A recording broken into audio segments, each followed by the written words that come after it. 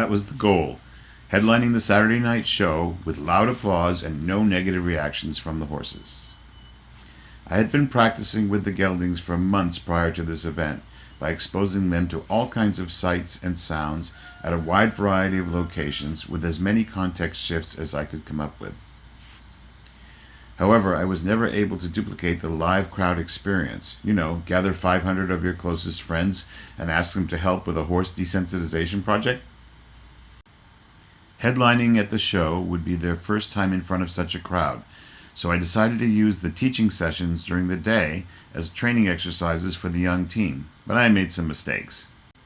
Mistake number 1, I brought the horses in and thinking there wouldn't be a big problem, Paolo had been at Expos before, I had the audience applaud and the horses all bolted to the back gate.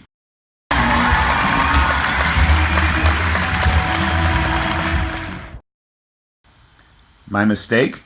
Rehearsing bad behaviors. Hold on. Alright, so what do we do about that? We put the horses back online, and with the assistance of the audience, we helped the horses with the coping strategy they had already learned in other contexts. Remove the stimulus, applause, when the heads are down.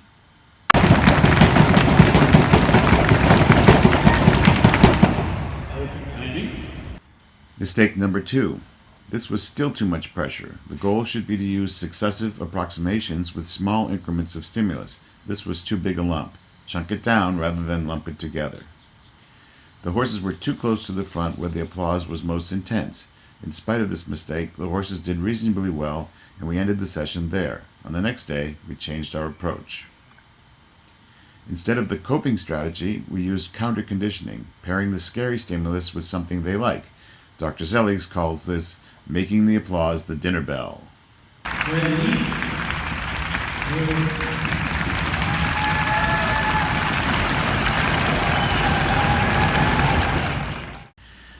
As you can see, we started with a much smaller approximation with the horses at the far end of the arena, as far from the audience as possible. Then we moved closer until we got right into the most intense spot.